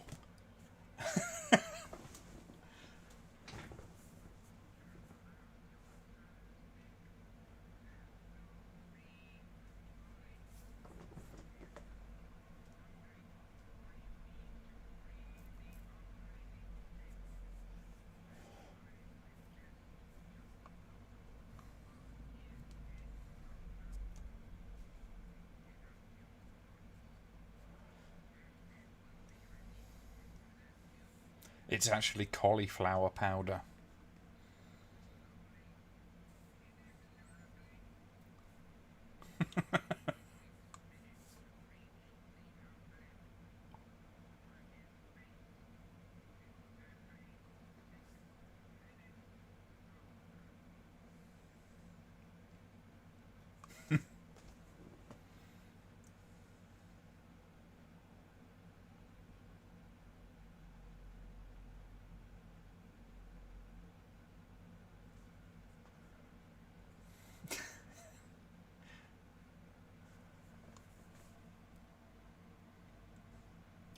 But he knows how to make a surgical bow with style, I'll give him that much.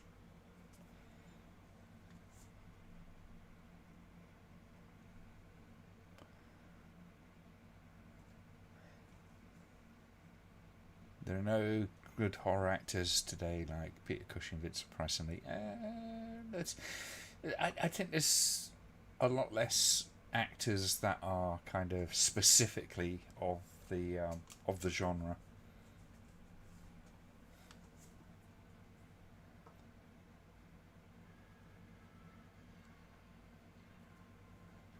But there's been some films, good films with great actors. They're just not specific to the genre.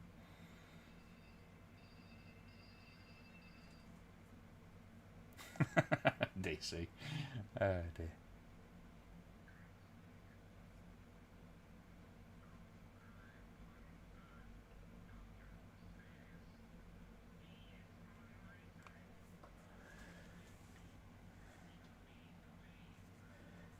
Price did some cookery videos that were pretty good.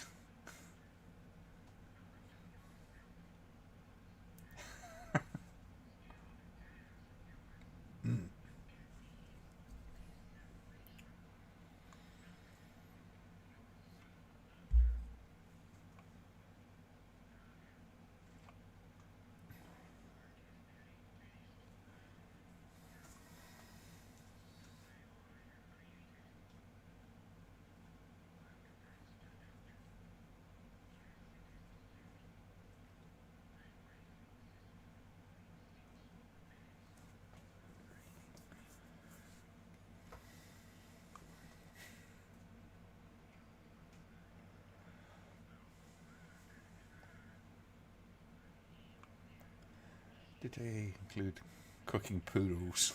I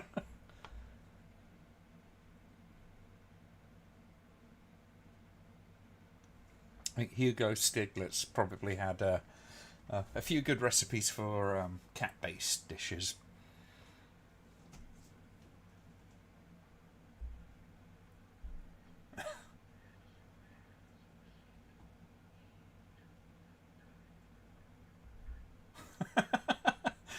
Yeah, that's just what you need when you're trying to perform delicate surgery. Is somebody like pretty much doing the evil murderer equivalent of no, you can't concentrate.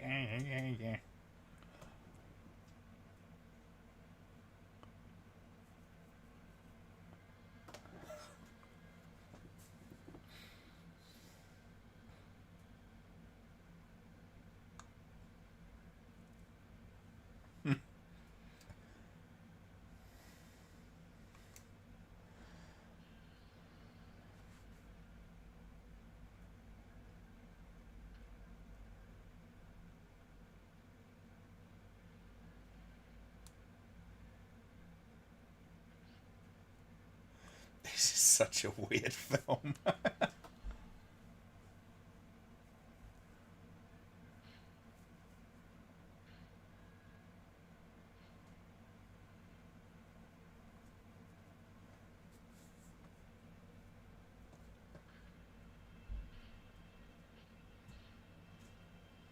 Wasn't he in Zombie Holocaust? He's got that look.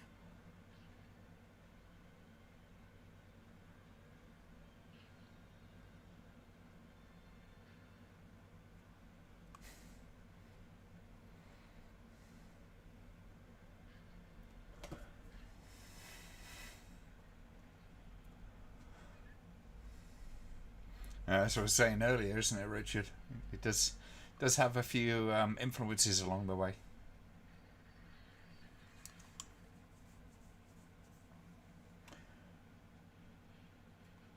You know, the film is weird when even David Lynch will go, man, turn it down a bit. It's always one of those challenges, isn't it? I think when you're doing horror and comedy, getting that to kind of figure out. I think this film does that quite well.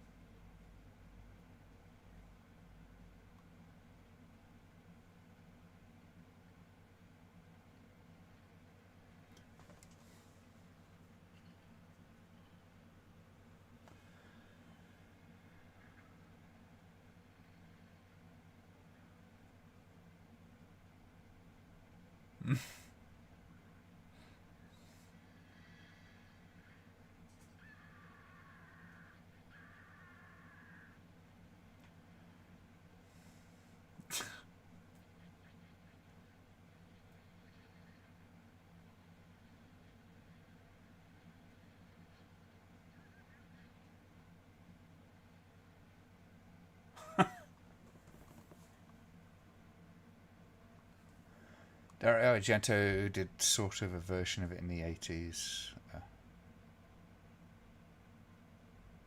Yes, he did. I mean, opera is essentially a take on Phantom of the Opera, and then he did Phantom of the Opera as well. You know, a film called that.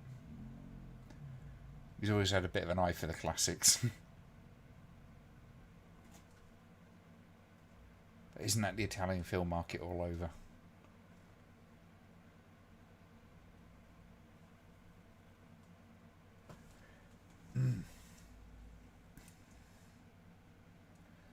Quick to the escape organ.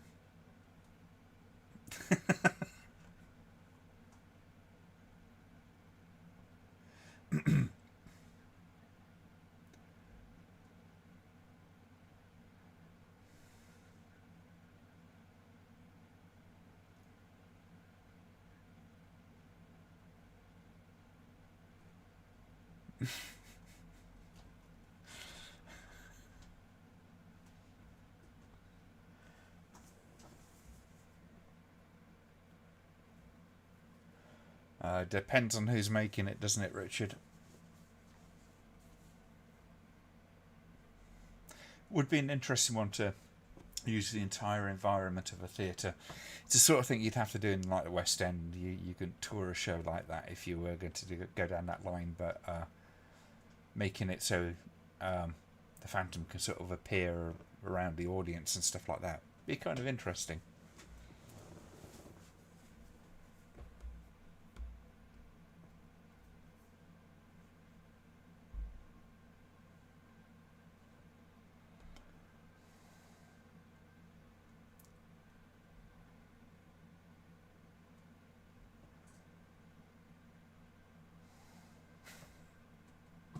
You can tell it's the 70s. There's an awful lot of mirrors around the bed.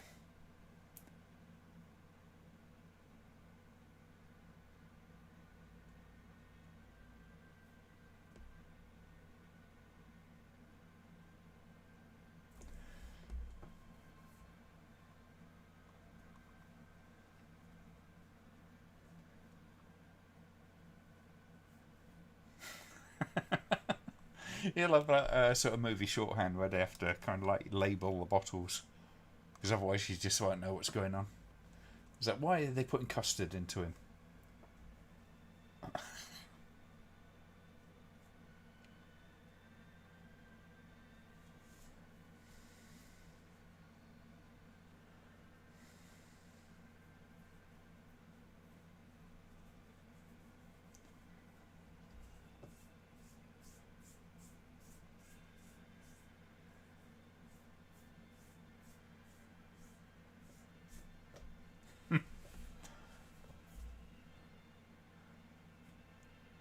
Could have been worse. He could have used the Brussels sprout juice.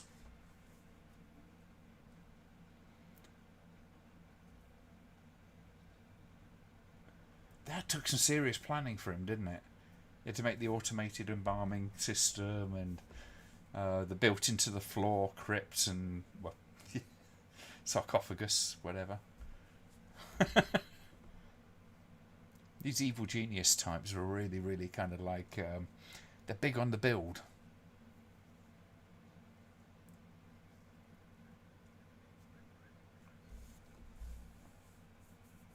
This is one of those films that makes me go, what the fuck did I just watch? Yeah, I'm getting a little bit of that. It's entertaining enough, though, I'll give it that much.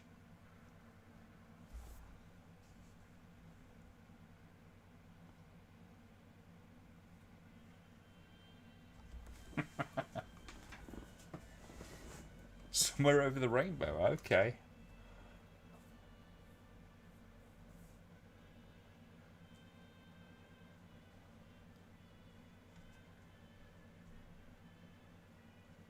Well, there you go. Well, I have to say, it's an interesting film. I'm not sure. It's definitely an odd one. Definitely an odd one. I think entertaining partly because it is so odd. And it is really, I mean, for me, it's that sort of balance of the comedy and the horror is always a tricky one to sort of get. I don't think it does a bad job at it by any means. But yes, thank you, Kerry. Thank you for suggesting that. I'm going to say I think I probably won't do a second one tonight just because it is getting so damn hot in here. But yeah, I think looking forward over August, we'll have a look at the using some of the Amazon Prime stuff just as a way of kind of watching some films that would otherwise be unavailable to us and all that kind of stuff. But I might do it as a midweek sort of thing. So I should be able to do something next week, but then I'm away for a few days to see my brother. So just so you know what's going on there, I think that will kind of work out quite nicely. Yeah, I think it's definitely one of those films. I'd have to watch again to really kind of make my mind up. But there's a lot in there that is kind of fun, to say the least. But it is weird. It is very weird. Whatever film the filmmaker was on when he made this, I bloody want some. It's balmy, isn't it? And the weird thing is, it doesn't feel like a 1970s film. It feels like a sort of kind of mid-60s at best, really, in so many respects. But it's kind of funny, you know, there's a few bits and pieces like the set design and things like that, which kind of remind me of things like Suspiria, which obviously came later and all that kind of stuff. And you do wonder if someone like Argento was watching this film at some point. Yeah, that set design's kind of weird. Midweek would be awesome. Yeah, you know, that's when it gets to August. I've got at least 3 weeks where I'll be able to do something like on a Wednesday night or something like that. And I may sort of alternate a little bit between Fridays and Saturdays for doing stuff, depending on what's going on. But yeah, it should be fun.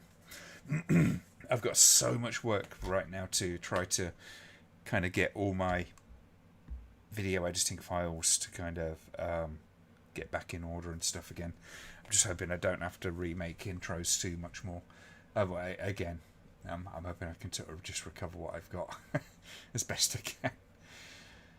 But that's how it goes. You kind of shift your system around. It's a little bit kind of weird.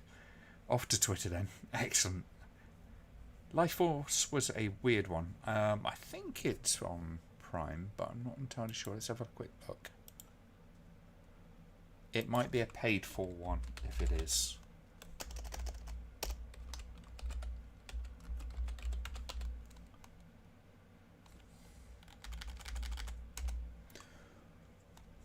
It is on Prime. It is $3.49 for a rent, or £6 to buy.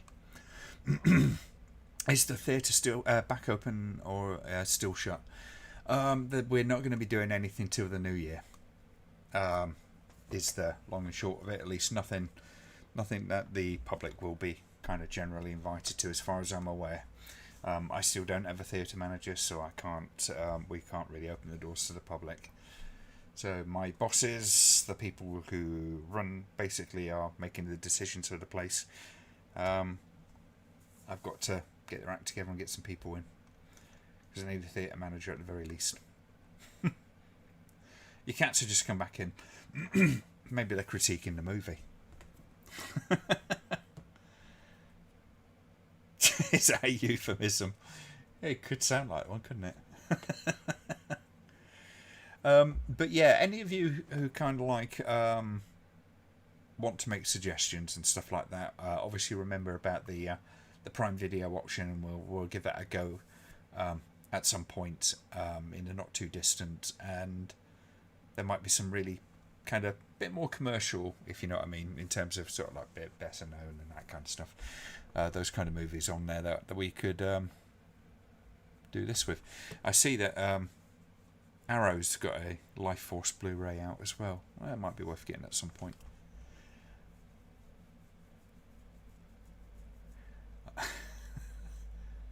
Oh dear. Right. I'm starting to melt, so I think we're going to call it an evening right about now. So I will say thank you very much for joining. And yeah. I just really spaced out with this heat in here. It's not great. But you know where to leave any suggestions. We've got a big list of stuff in there as well. So if there's anything in that list of suggestions that you particularly like, stick a thumbs up on it or something like that, and we will. I'll get a good idea of, you know, if anything is particularly desired. There's some weird ones on there as well, and I can't remember what they were off the top of my head. Let's have a quick look. Rainholics. Deep Red, okay. Let's have a look. 15 more answers. I found one called Panic Deadly Bacteria, which sounded like it could be kind of fun. There is the original Blob, and somebody found the Hitcher. Adam found the Hitcher. But there's things like there's Faceless by Jess Franco. Somebody put a couple of Jess Francos in. I think it was Kerry. Yes, it was Kerry. Because there's Devil Hunter as well. But it's Sleepaway Camp, Nightmares. There's the other Dr. Phibes. There's Toxic Avenger in there as well. And Rejuvenator. That was the weird one I was looking at. It was a bit like kind of wow. Okay. But yeah, have a look on there and put a thumbs up on anything that you particularly kind of want, and we'll have a look at doing something like that.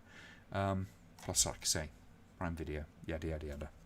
So, thank you very much, folks. I shall bid you a good night. I'm going to get my door open and try and get some air in here, and I will see you, next week, all being well. So take care, folks, and have a lovely evening, and have a wonderful weekend.